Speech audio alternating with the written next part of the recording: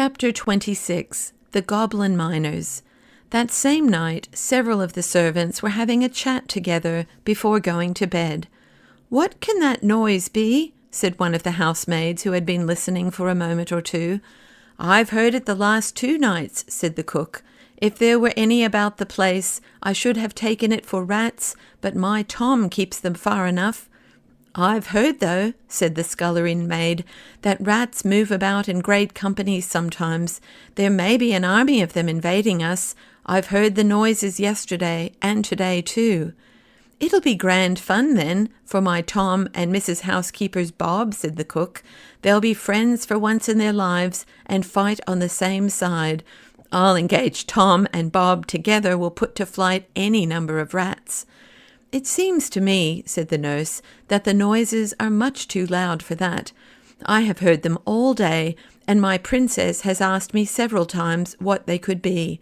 Sometimes they sound like distant thunder, and sometimes like the noises you hear in the mountain from those horrid miners underneath." "I shouldn't wonder," said the cook, "if it was the miners after all.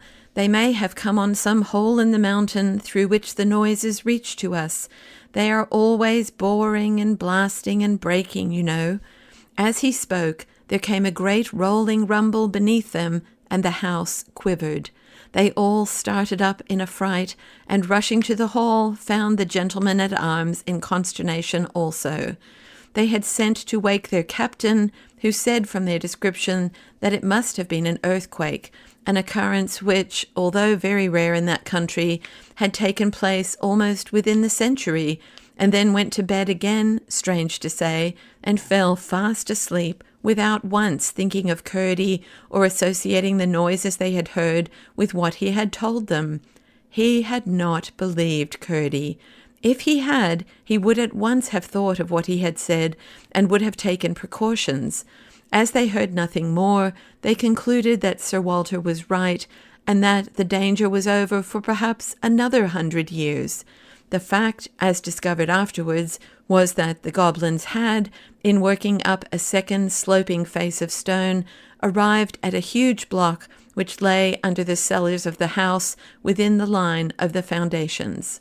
It was so round that when they succeeded, after hard work, in dislodging it without blasting, it rolled thundering down the slope with a bounding, jarring roll, which shook the foundations of the house.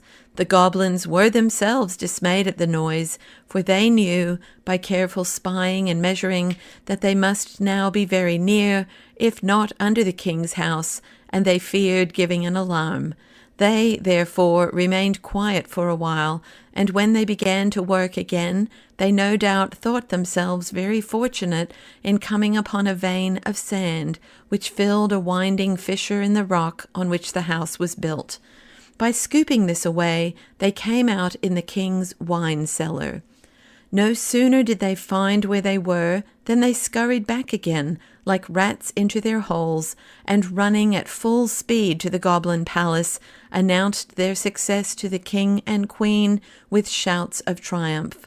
In a moment, the Goblin royal family and the whole Goblin people were on their way in hot haste to the king's house, each eager to have a share in the glory of carrying off that same night the Princess Irene.